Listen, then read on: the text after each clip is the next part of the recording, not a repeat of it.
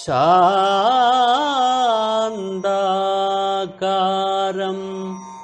ഭുജഗശയനം പത്മനാഭം സുരേശം വിശ്വാധാരം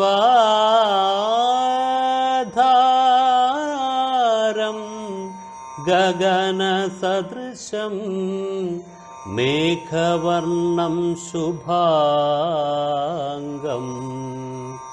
ലക്ഷ്മീകാന്തം കമലനയനം യോഗിഹൃദ്ധ്യാനഗമ്യം വന്ദേ വിഷ്ണും ഭവഭയഹരം സർവലോകൈകനാഥം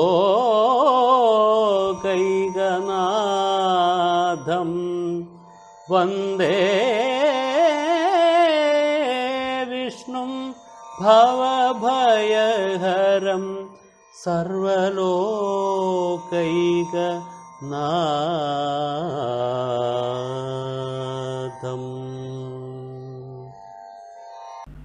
യമനിയമാദികൾ കുറച്ചേ നേടിയിട്ടുള്ളൂ എങ്കിൽ ഇതിൻ്റെ സാഫല്യം കുറയും. യമനിയമാദികൾ നമ്മൾ എത്ര കൂടുതൽ ഇങ്ങനെ ക്രമേണ നേടി വരുമോ അതിനനുസരിച്ച് ഈ യോഗാസനങ്ങൾ കൂടുതൽ കൂടുതൽ കൂടുതൽ പ്രകാശപൂർണമായിട്ട് പ്രയോജനപ്പെടും. യോഗാസനങ്ങൾ കൊണ്ട് നാം ശരീരത്തെയും ശരീരത്തിലെ പ്രാണചലനത്തെയും ആരോഗ്യകരമായിട്ട് കോർത്തിണക്കുന്നു. ഓരോ കോശത്തെയും കൃത്യമായി അതതിൻ്റേതായിട്ടുള്ള സ്ഥാനങ്ങളിൽ അതതിൻ്റേതായിട്ടുള്ള ഡ്യൂട്ടികൾ ചെയ്യാൻ പാകത്തിന് നാം കോർത്തിണക്കുകയാണ്. ഇതാണ് യോഗ. അതിന് കരുത്ത് കൊടുക്കാൻ വേണ്ടിയിട്ട് പ്രാണായാമം ശീലിക്കുന്നു. യോഗാസനങ്ങൾ ശീലിച്ചു കഴിഞ്ഞാൽ അതോടൊപ്പം പ്രാണായാമവുമാകാം. യോഗാസനങ്ങൾ കുറേ മുന്നേറിക്കഴിഞ്ഞാൽ സ്ഥിരസുഖമാസനം എന്നാണ്. നമുക്ക് സ്വസ്ഥമായിരിക്കാൻ കഴിയണം. അങ്ങനെയുള്ള ഏതൊരാസനത്തിലിരുന്നും പ്രാണായാമം ചെയ്യാം.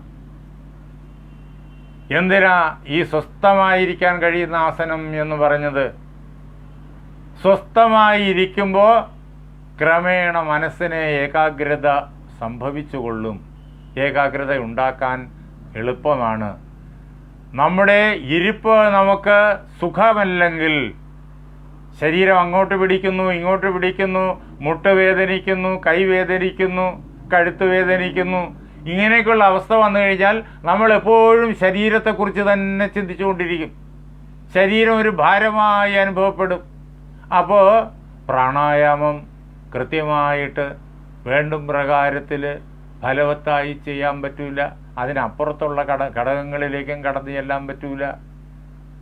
അതിന് നല്ല സുഖകരമായുള്ള ഇരുത്തം അങ്ങനെ വന്നു കഴിഞ്ഞാൽ ക്രമേണ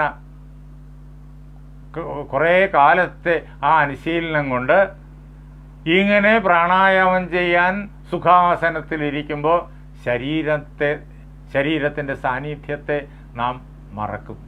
അത്രയും നേരം മറക്കും. ശരീരത്തിന് ഭാരമില്ലാത്തതുപോലുള്ള അവസ്ഥ. അങ്ങനെ ഒരു സാധനം അവിടെ ഇരിപ്പുണ്ട് എന്നുള്ള ആ ചിന്ത പോലും മനസ്സിലേക്ക് കടന്നു വരില്ല. അങ്ങനെ ആ ശരീരത്തിൻ്റെ ക്ലേശങ്ങളെല്ലാം വിട്ട് ശരീരം ഉണ്ട് എന്നുള്ള ചിന്ത പോലുമില്ലാതെ തികഞ്ഞ ഏകാഗ്രത ബോധമണ്ഡലത്തിന് വന്നു ചേരും. അതിനു വേണ്ടിയിട്ടാണ് സ്ഥിരസുഖമാസനം എന്ന് പറഞ്ഞത്. ആ ആസനത്തിൽ ഇരുന്നു കൊണ്ട് പ്രാണായാമം, അതുതൊട്ട് ഗുരുവിൻ്റെ സാന്നിധ്യം വേണം. ഗുരു ഉപദേശമില്ലാതെ പ്രാണായാമമൊന്നും പാടില്ല. നേരത്തെ ഈ യോഗാസനങ്ങൾ ചെയ്യാനും ഗുരു സാന്നിധ്യം വേണം, ഗുരുവിൻ്റെ ഉപദേശം വേണം. വിശേഷിച്ച് ചില യോഗാസനങ്ങൾക്ക് നിർബന്ധമാണ്. സർവാംഗാസനം, ശീർഷാസനം മുതലായവയൊക്കെ ചെയ്യുമ്പോൾ അത് ഗുരുവിൻ്റെ അനുഗ്രഹം കൊണ്ട് ഇനി തനിച്ച് ചെയ്തോളൂ എന്ന് ഗുരു പറയുന്നത് വരെ ഗുരുവിൻ്റെ സാന്നിധ്യത്തിലേ ചെയ്യാവൂ. ഇല്ലെങ്കിൽ അത്രയേറെ കാര്യങ്ങളുള്ള ആസനങ്ങളാണതെല്ലാം, ഗൗരവമുള്ള ആസനങ്ങളാണതെല്ലാം. അങ്ങനെ ആസനജയം നേടി പ്രാണായാമം അതും ഗുരുവിൻ്റെ അനുഗ്രഹത്താൽ വേണം, ഗുരു സാന്നിധ്യത്തിൽ വേണം. പൂരകവും അതേപോലെ തന്നെ കുംഭകവും രേചകവും. പൂരകത്തിൽ ശ്വാസം മെല്ലെ എടുക്കുന്നു, എന്നിട്ട് കുംഭകത്തിൽ ശ്വാസത്തെ ഉള്ളിൽ പിടിച്ചു നിർത്തുന്നു. എത്ര സമയം കൊണ്ടാണോ ശ്വാസം എടുത്തത് അതിൻ്റെ 4 ഇരട്ടിയിലാണ് പിടിച്ചു നിർത്തുക. എന്നിട്ട് രേചകം, ശ്വാസത്തെ മെല്ലെ പുറത്ത് വിടുന്നു. എടുക്കാനെടുത്ത സമയത്തിൻ്റെ ഇരട്ടി സമയം കൊണ്ട് പുറത്ത് വിടുന്നു. അതെല്ലാം ഈ ചെയ്യുന്നയാളിൻ്റെ ശേഷി അനുസരിച്ചിട്ട് ഗുരു പഠിപ്പിച്ച് ചെയ്യിക്കും. അതിനാണ് യോഗ ആചാര്യൻ കൂടെ വേണം അതിന്. അങ്ങനെ പ്രാണായാമം ചെയ്ത് ആ പ്രാണന്റെ ചലനത്തെ ശരീരത്തിൻ്റെ അകത്ത് ക്രമീകരിക്കുമ്പോൾ അത് ആരോഗ്യപൂർണമായി തീരും. പ്രാണായാമം അതിൻ്റെ പൂർണ്ണ ഫലത്തിൽ വരണമെങ്കിൽ സ്ഥിരസുഖം ആസനം എന്നുള്ളത് നേടണം. അത് സാധിക്കണമെങ്കിൽ യമനിയമങ്ങൾ നേടണം. ഇത് ഒരു ചെയിൻ റിയാക്ഷൻ എന്ന് പറയും. അങ്ങനെയാണ് സംഭവിക്കുന്നത്. അതുകൂടാതെ യമനിയമാദികളില്ലാതെ പലരും മദ്യപാനം ചെയ്യും, അതേപോലെ തന്നെ മയക്കുമരുന്നും ഉപയോഗിക്കുന്നവരുമുണ്ട്. എന്നിട്ട് യോഗാസനം ചെയ്തിട്ട് കാര്യമൊന്നുമില്ല. യോഗാസനം കൊണ്ട് എന്ത് പ്രയോജനം ഉണ്ടാകുന്നു? അതിനെ ആ മദ്യപാനാദി ദോഷങ്ങൾ തകർത്ത് കളയും. അതെല്ലാം നിയന്ത്രിച്ചേ പറ്റൂ, അതെല്ലാം ഉപേക്ഷിച്ചേ പറ്റൂ.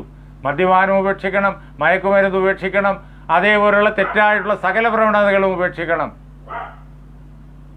യുക്താഹാര വിഹാരശ്ച എന്നൊക്കെ ഗീത കൃത്യമായിട്ട് പറയും. ആവശ്യത്തിനുള്ള ഭക്ഷണം, ആവശ്യത്തിനുള്ളതായ പ്രവൃത്തി സമ്പ്രദായങ്ങൾ, ആവശ്യത്തിനുള്ളതായ സുഖ സൗകര്യാദികൾ, അങ്ങനെയൊക്കെ വേണം. ഇതിലെല്ലാത്തിനും സന്തുലിതാവസ്ഥ വരുത്തണം, എങ്കിലേ യോഗമുണ്ടാവുള്ളൂ. അങ്ങനെ ചിട്ടയായിട്ട് പോയി കഴിഞ്ഞാൽ ശാന്തമായിരിക്കും ആ ജീവിതം, ആ വീടിൻ്റെ അന്തരീക്ഷവും ശാന്തമായിരിക്കും. അങ്ങനെയുള്ള ആളുകൾ വർദ്ധിച്ചു കഴിഞ്ഞാൽ ആ സമൂഹത്തിൻ്റെ ജീവിതവും ആനന്ദപ്രദമായിരിക്കും. വളരെയേറെ ശ്രേയസ്കരമായ ഒരു രാഷ്ട്രം അങ്ങനെ ഉണ്ടാകും, ശ്രേയസ്കരമായൊരു ലോകം അങ്ങനെ ഉണ്ടാകും.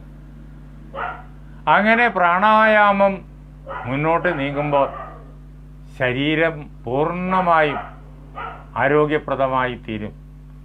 പ്രാണായാമം അതിൻ്റെ പൂർണ്ണതയിലെത്തിക്കഴിഞ്ഞാൽ ശരീരം അങ്ങേയറ്റം ആരോഗ്യകരമായിരിക്കും. രോഗം ബാധിക്കില്ല, രോഗാണുക്കൾ അകത്ത് കയറി ഒരു ദോഷവും ചെയ്യില്ല, ചെയ്യാൻ അതിന് സാധിക്കില്ല.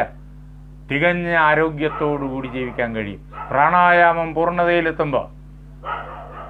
അവിടെ എത്തുന്നതിന് മുമ്പ് അങ്ങോട്ടുള്ള യാത്രയ്ക്കിടയ്ക്ക് പല പ്രകാരത്തിലുള്ള രോഗങ്ങൾ വന്നു എന്ന് വരാം. അതിനെ യോഗാസനങ്ങൾ കൊണ്ടും പ്രാണായാമവും കൊണ്ട് തന്നെ പൂർണ്ണമായിട്ടും ദൂരീകരിക്കാനും കഴിയും. അങ്ങനെ പ്രാണായാമത്തെ പൂർണ്ണ വിജയത്തിലെത്തിക്കുക എന്നുള്ളത് പൂർണ്ണ ആരോഗ്യം കൈവരിക്കാനും പൂർണ്ണ ആയുസ് ജീവിച്ചിരിക്കാനും ആരോഗ്യത്തോടുകൂടി ജീവിച്ചിരിക്കാനും ഉള്ള ഏറ്റവും വലിയ ഉപാധിയാണ് എന്ന് അറിയണം. അങ്ങനെയുള്ള ആളുകളുടെ മനസ്സ് കരുത്തുറ്റതായിരിക്കും, തെളിവുറ്റതായിരിക്കും, ബുദ്ധി കരുത്തുറ്റതായിരിക്കും, തെളിവുറ്റതായിരിക്കും. ജ്ഞാനത്തിൻ്റെ മണ്ഡലത്തിലും ജീവിതത്തിൻ്റെ ഏത് മണ്ഡലത്തിലാണോ അവർ പ്രവർത്തിക്കുന്നത് ആ മണ്ഡലങ്ങളിലെല്ലാം അവർക്ക് അത്ഭുതങ്ങൾ ചെയ്യാൻ കഴിയും. ഇനി രാജയോഗത്തിൻ്റെ അടുത്ത പടികളിലേക്ക് കടക്കണമെങ്കിൽ ഹഠയോഗത്തിൻ്റെ ആ അവസ്ഥയിൽ നിന്നിട്ട് രാജയോഗത്തിൻ്റെ മണ്ഡലത്തിലോട്ട് കയറുകയാണ്. രാജയോഗം യമം തൊട്ട് തുടങ്ങി. പക്ഷേ നമ്മൾ സാധാരണയായിട്ട് എല്ലാവരും യോഗാസനം, പിന്നെ അല്പം പ്രാണായാമം, അതിൽ നിൽക്കും. ഹഠയോഗത്തിൻ്റെ മണ്ഡലത്തിൽ നിൽക്കും. അതിനപ്പുറത്ത് രാജയോഗത്തിൻ്റെ മണ്ഡലവും ഒന്നൊന്ന് പേരിന് നമ്മളൊന്ന് പരിചയിച്ചിരിക്കണം. കാരണം അത് നമ്മുടെ ലക്ഷ്യമാണ്. അത് ഈ ജന്മത്തിൽ അല്ലെങ്കിൽ 10 ജന്മം കഴിഞ്ഞ് നമുക്ക് അവിടെ എത്തണം. അതുകൊണ്ട് അതിനെക്കുറിച്ച് ഇപ്പോഴേ അറിഞ്ഞിരിക്കണം. നാം എന്താണ് ചെയ്യുന്നത്, എങ്ങോട്ട് പോകാനാണ് ചെയ്യുന്നത്. ഇന്നിപ്പോൾ ഉടനെ അങ്ങ് എത്തിച്ചേരണം എന്നുള്ള നിർബന്ധമൊന്നും ഇല്ലെങ്കിലും എങ്ങോട്ടാണ് ഇത് നമ്മൾ പോകുന്നത്, എങ്ങനെയാണ് ഈ അനുഗ്രഹം ആരോഗ്യാദികൾ വന്നു ചേരുന്നത് എന്നൊക്കെ അറിഞ്ഞിരിക്കേണ്ടത് ആവശ്യമാണ്. അതിൻ്റെ അടുത്ത ചുവട് പ്രത്യാഹാരമാണ്. മനസ്സിനെ നമ്മൾ ഏകാഗ്രമാക്കാൻ ശ്രമിക്കുകയാണ്. സ്ഥിരസുഖമാസനം എന്ന് നമ്മൾ നേരത്തെ പഠിച്ചു. അപ്പോൾ തന്നെ ശരീരം ഉണ്ട് എന്നുള്ള ധാരണ പോലും അതിൻ്റെ പൂർണ്ണതയിൽ ആ അവസരത്തിൽ ഇല്ലാതാകും. അങ്ങനെ പ്രാണായാമം അതിൻ്റെ വിജയത്തിലെത്തും. അപ്പോൾ മനസ്സ് ശരീരത്തെ വിട്ടു, അതിനേക്കാളേറെ മനസ്സ് അതിൻ്റെ കേന്ദ്രബിന്ദുവിലേക്ക് ചെന്ന് അവിടെ ചെന്ന് ലയിക്കാൻ തുടങ്ങുകയാണ്. ഈ അവസരത്തിൽ മനസ്സ് പല വഴികളിലേക്കും ചാടിപ്പോയി എന്ന് വരാം. ഇതിനു മുമ്പും വളരെയേറെ മനസ്സ് ചാടി പോകും. തുടക്കത്തിൽ മനസ്സിനെയും ഒന്ന് ശീലിക്കണം. മനസ്സ് അതിനിഷ്ടമുള്ള വസ്തുക്കളിലേക്കൊക്കെ പോകും. പോയി കഴിഞ്ഞാൽ പോകുന്നത് നമ്മൾ അറിയില്ല. കുറേ കഴിയുമ്പോഴാണ് അറിയുന്നത്, അയ്യോ മനസ്സിങ്ങനെ ചാടിപ്പോയല്ലോ എന്ന്. അവിടെ നിന്ന് അതിനെ പിടിച്ച് തിരിച്ചു കൊണ്ടുവരണം. എവിടെ? നമ്മുടെ ഈ ഏകാഗ്രതയുടെ മണ്ഡലത്തിലേക്ക്. അതാണ് പ്രത്യാഹാരം. തിരിച്ചു കൊണ്ടുവരലാണ്, മനസ്സിനെ തിരിച്ചു കൊണ്ടുവരലാണ്. മനസ്സ് ഇഷ്ടമുള്ളതായ സ്ഥലങ്ങളിലേക്ക്, ഇഷ്ടമുള്ളതായ രൂപങ്ങളിലേക്ക്, ഇഷ്ടമുള്ളതായ ഗന്ധങ്ങളിലേക്ക്, ഇഷ്ടമുള്ളതായ രുചികളിലേക്ക്, ഇഷ്ടമുള്ളതായ വസ്തുക്കളിലേക്ക്, പണത്തിലേക്ക്, പ്രതാപത്തിലേക്ക് ഒക്കെ ഓടിപ്പോകും മനസ്സ്. അങ്ങനെ പോകുന്ന മനസ്സിനെ അത് തിരിച്ചറിഞ്ഞിട്ട് തിരിച്ച് അതിൻ്റെ സ്വസ്ഥമായ അവസ്ഥയിലേക്ക് മടക്കിക്കൊണ്ടുവരിക, ഭഗവത് പാദങ്ങളിലേക്ക് കൊണ്ടുവരിക. അതിന് ഒരു ഈശ്വര സങ്കല്പം വേണം. അതാണ് എളുപ്പം. ഒരു ഇഷ്ടദേവത വേണം. അവരവരുടെ മനസ്സിന് ഇണങ്ങുന്ന ദേവതാഭാവം. നിർഗുണ നിരാകാര ബ്രഹ്മത്തിൻ്റെ സഗുണ സാകാര രൂപങ്ങളാണ് ഈ ദേവതകളെല്ലാം. അവരവർക്ക് ഇഷ്ടപ്പെടുന്ന രൂപം, ശിവനായോ ദേവിയായോ ഭഗവതിയായോ അയ്യപ്പനായോ രാമനായോ കൃഷ്ണനായോ, അവരുടെ മനസ്സിനിണങ്ങുന്ന രൂപം, ഭാവം, നാമം, അതിൽ നമ്മൾ കൊണ്ടുവന്ന് മനസ്സിനെ ഏകാഗ്രപ്പെടുത്തണം. വീണ്ടും മനസ്സ് ചാടിപ്പോകും. ഉടനറിയില്ല, കുറേ കഴിഞ്ഞാണ് അറിയുന്നത്. അപ്പോഴേക്കും തിരിച്ചു കൊണ്ടുവരണം. അതിൻ്റെ പേരിൽ മനസ്സ് അങ്ങോട്ടും ഇങ്ങോട്ടും പോകുന്നു, ഏകാഗ്രത കിട്ടുന്നില്ല എന്നൊക്കെ കരുതി വേദനിക്കുകയേ വേണ്ട, ക്ലേശിക്കുകയേ വേണ്ട. മനസ്സിൻ്റെ സ്വഭാവമാണത്. അതൊരു കുരങ്ങാണ്. ഒരു മരത്തിൻ്റെ കൊമ്പിൽ നിന്ന് വേറൊരു മരത്തിലേക്ക് ഇങ്ങനെ ചാടിക്കൊണ്ടേയിരിക്കും. പക്ഷെ അതിനെ തിരിച്ചു കൊണ്ടുവരുന്നിടത്താണ് നമ്മൾ വിജയിക്കുന്നത്. അവൻ ചാടിപ്പോയി, മനസ്സ് ചാടിപ്പോയിരിക്കുന്നു എന്നറിയാൻ തന്നെ കുറേ നേരം എടുക്കും. ആ അറിയുന്ന അവസരത്തിൽ തിരിച്ചു കൊണ്ടുവരിക, അവിടെ നാം വിജയിക്കുന്നു. വീണ്ടും ചാടിപ്പോകും, വീണ്ടും അതിനെ തിരിച്ചു കൊണ്ടുവരിക. നമ്മളുടെ ദോഷമല്ല. നമുക്കെന്തെങ്കിലും ദോഷമുണ്ടെന്നോ അപകർഷതയുണ്ടെന്നോ വിചാരിക്കരുത്. പിന്നെയോ ഇത് മനസ്സിൻ്റെ സ്വഭാവം മനസ്സ് കാണിക്കുന്നു. അവനെ നാം ക്രമേണ നമ്മുടെ നിയമത്തിൽ, നമ്മുടെ നിയന്ത്രണത്തിൽ ഒതുക്കും. അങ്ങനെ മനസ്സിനെ അത് ഓടിപ്പോകുന്ന മണ്ഡലങ്ങളിൽ നിന്നിട്ട് തിരിച്ച് പിടിച്ച് സൗമ്യമായി നമ്മുടെ ഇഷ്ടദേവതയുടെ ഹൃദയത്തിൽ ഇഷ്ടദേവതയെ പ്രതിഷ്ഠിച്ചിരിക്കുന്നു. ആ ഇഷ്ടദേവതയുടെ പാദത്തിൽ കൊണ്ടെത്തിക്കുന്നതാണ് പ്രത്യാഹാരം.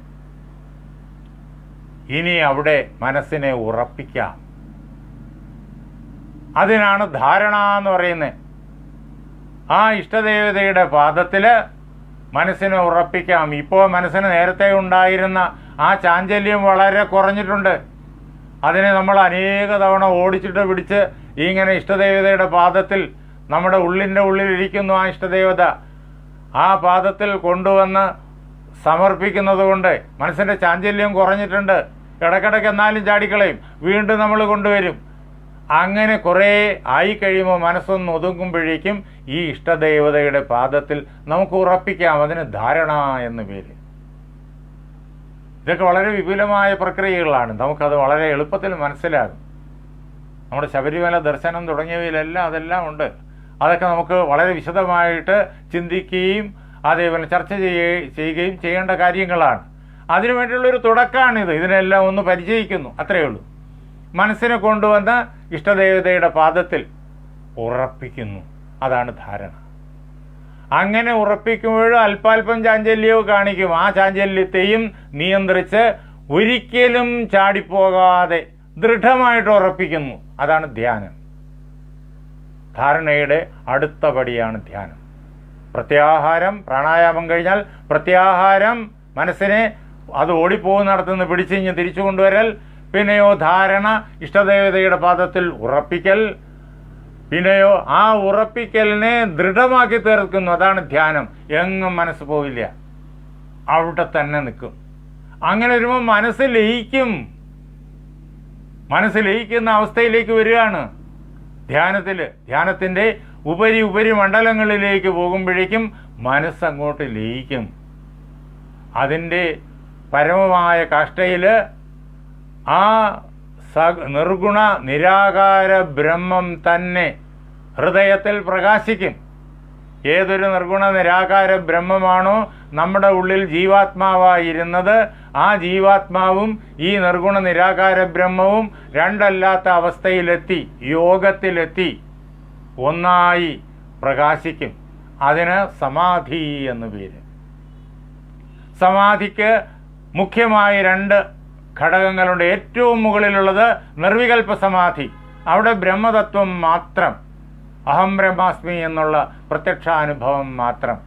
അവിടേക്ക് എത്തിച്ചേരുന്നതിനിടയ്ക്ക് ധ്യാനത്തിൽ നിന്ന് ഉയർന്നുയർന്നുയർന്ന് സമാധിയുടെ പല പടവുകൾ കടന്നാണ് നിർവികൽപ്പത്തിലെത്തുന്നത്. ആ പടവുകൾക്ക്, നിർവികൽപ്പത്തിന് തൊട്ടു മുമ്പുള്ള സമാധിയുടെ പടവുകൾക്ക് സവികൽപ്പ സമാധി എന്ന് പേര്. വളരെ വിശദമായ, വിസ്തൃതമായ, മനോഹരമായ ശാസ്ത്രഭാഗങ്ങളാണതെല്ലാം. അതെല്ലാം നമ്മുടെ ഋഷിമാർ നമുക്ക് പകർന്നു തന്നിട്ടുണ്ട്. അതാണ് ഈ രാജയോഗം നമുക്ക് കാണിച്ചു തരുന്നത്. അതെല്ലാം നമുക്ക് ഇതിഹാസ പുരാണ കഥകളായിട്ട് നമ്മുടെ മുന്നിൽ തന്നു. പിന്നെയോ ക്ഷേത്ര ദർശനമായി, ക്ഷേത്രാനുഷ്ഠാനമായി, അതേപോലെ നമ്മുടെ വീട്ടിൽ നമ്മൾ അനുഷ്ഠിക്കുന്ന, വീട്ടിലും നാട്ടിലുമൊക്കെ അനുഷ്ഠിക്കുന്ന വിശേഷപ്പെട്ട ഉത്സവ ദിനങ്ങളായി ഒക്കെ നമുക്ക് തന്നു. നമ്മുടെ മനസ്സിനെ ചിട്ടപ്പെടുത്താൻ വേണ്ടിയിട്ടാണ് അതെല്ലാം. ചിങ്ങമാസം 1-ാം തീയതി മുതൽ കർക്കടകം അവസാനം വരെ, കർക്കടകം അവസാനിക്കുന്നത് 31-ാം തീയതിയോ 32-ാം തീയതിയോ ആകാം. അങ്ങനെ കർക്കടകം അവസാനിക്കുന്നത് വരെ ഒരു വർഷം മുഴുവനും നമുക്ക് വിശേഷ ദിവസങ്ങളാണ്. അതിൽ ചില വലിയ ഉത്സവങ്ങളുണ്ട്. ഓണമുണ്ട്, അതേപോലെ തന്നെ നമുക്ക് പൂജവയ്പ്പുണ്ട്, ദീപാവലിയുണ്ട്, കാർത്തികയുണ്ട്. ഇതിലെല്ലാം വളരെ വിശേഷപ്പെട്ട അനുഷ്ഠാനങ്ങളുണ്ട്. ഇതെല്ലാം യമനിയമാദികളും അതേപോലെ തന്നെ ഈ രാജയോഗത്തിൻ്റെ വിവിധങ്ങളായ മണ്ഡലങ്ങളും നമുക്ക് നേരിട്ട് നാം അറിയാതെ തന്നെ നമ്മുടെ ഉള്ളിൽ പരിചയപ്പെടുത്തി നമ്മെ അതിൽ ഉറപ്പിക്കാൻ വേണ്ടിയിട്ടാണ് ഇതെല്ലാം. വെറുതെയല്ല ഇതൊക്കെ ചിട്ട ചെയ്ത് വച്ചിരിക്കുന്നത്.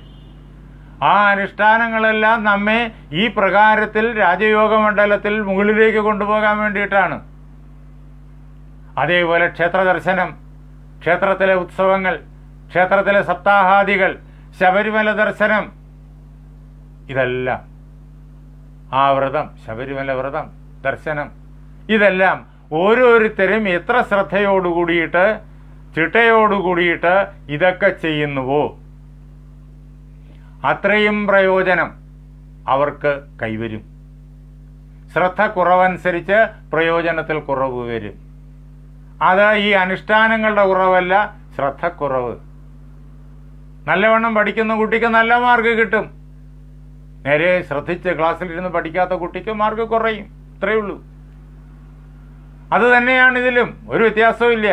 ശ്രദ്ധയോടുകൂടി ഈ കാര്യങ്ങളെല്ലാം ചെയ്യുന്ന അവസരത്തിൽ അതിൻ്റെ പൂർണ്ണഫലം ലഭിക്കും. ശ്രദ്ധ കുറയുന്നതിനനുസരിച്ചിട്ട് ഫലത്തിലും കുറവ് വരും.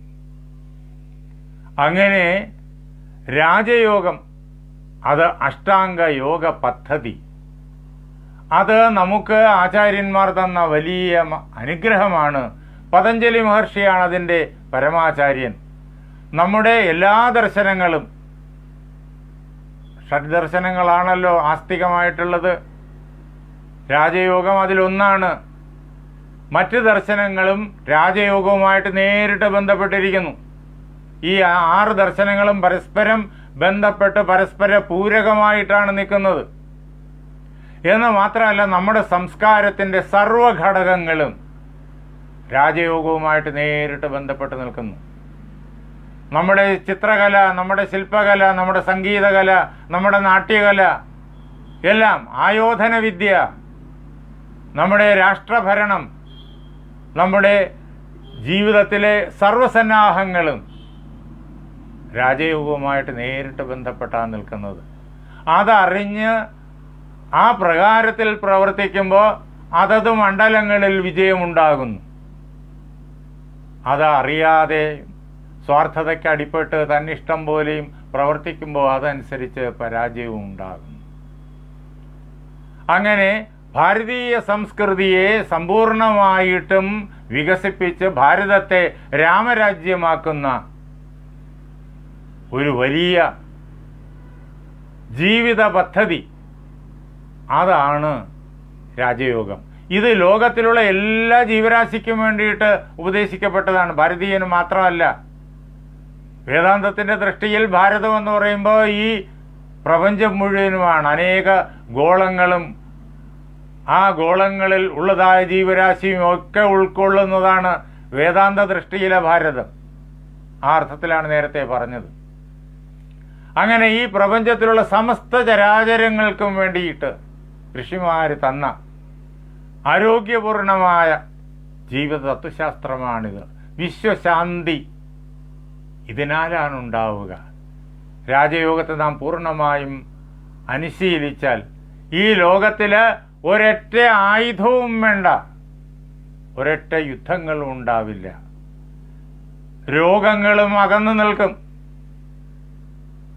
ശാന്തി, സമാധാനം, ഐശ്വര്യം, സമ്പത്ത്, ശ്രേയസ്, ആനന്ദം, ആനന്ദം, അതായിരിക്കും ഭൗതിക ജീവിതവും അധ്യാത്മജീവിതവും. അതിനു വേണ്ടിയിട്ട് നമുക്ക് ശ്രദ്ധാപൂർണമായിട്ട് ഈ നമ്മുടെ ഈ അനുഷ്ഠാന വേളയിൽ അന്താരാഷ്ട്ര യോഗ ദിനമായിട്ട് ജൂൺ 21 നമ്മൾ ആചരിക്കുന്നു. ഈ ദിനം വെറും ഒരു ആചരണം മാത്രമാകാതെ ഇതിൻ്റെ തത്വം ഉൾക്കൊണ്ടുകൊണ്ട് നമ്മുടെ 365 ദിവസവും, ഒരു വർഷത്തിലുള്ള 365 ദിവസവും, നമ്മുടെ ആയുസ് മുഴുവനും അതിനെ കൂടുതൽ കൂടുതൽ ഭംഗിയായിട്ട് പ്രായോഗിക ബന്ധാവിലേക്ക് കൊണ്ടുവരാൻ നമുക്ക് ശ്രമിക്കാം. അതിന് ഗുരുപരമ്പര നമ്മെ അനുഗ്രഹിക്കട്ടെ, പതഞ്ജലി മഹർഷി നമ്മെ അനുഗ്രഹിക്കട്ടെ എന്ന് പ്രാർത്ഥിച്ചുകൊണ്ട് നമുക്ക് വീണ്ടും പല അവസരങ്ങളിലായിട്ട് ഒരുമിച്ച് കൂടിയിട്ട് ഇതിൻ്റെ ഓരോരോ ഭാഗങ്ങളെക്കുറിച്ച് കൂടുതൽ വിശദമായിട്ട് ചിന്തിക്കാം, കൂട്ടായ്മയോടുകൂടി ചർച്ച ചെയ്യാം. അതിന് നമുക്ക് സാധിക്കട്ടെ എന്ന് പ്രാർത്ഥിച്ചുകൊണ്ട് എൻ്റെ വാക്കുകളാകുന്ന പൂജാപുഷ്പങ്ങൾ പാർവതീ പരമേശ്വരന്മാരുടെ പാദങ്ങളിൽ, ശ്രീരാമസീത ആഞ്ജനേയന്മാരുടെ പാദങ്ങളിൽ, എൻ്റെ ഗുരുനാഥനായ ജഗദ്ഗുരുസ്വാമി സത്യാനന്ദ സരസ്വതി തൃപ്പാദങ്ങളിൽ, എൻ്റെ പരമഗുരുവായ ബ്രഹ്മശ്രീ നീലകണ്ഠ ഗുരുപാദരുടെ പാദപങ്കജങ്ങളിൽ, നിങ്ങളുടെ ഓരോരുത്തരുടെയും ഹൃദയത്തിൽ വിളങ്ങുന്ന ഗുരുനാഥൻ്റെ പാദപങ്കജങ്ങളിൽ, പതഞ്ജലി മഹർഷിയുടെ പാദപത്മങ്ങളിൽ, ആ ധന്യമായ സങ്കല്പം കൊണ്ട് പവിത്രമായിരിക്കുന്ന നിങ്ങളുടെ ഹൃദയങ്ങളിൽ പൂജാപുഷ്പങ്ങളെന്നോണം സമർപ്പിച്ചുകൊള്ളുന്നു. ജയ് സീതാറാം.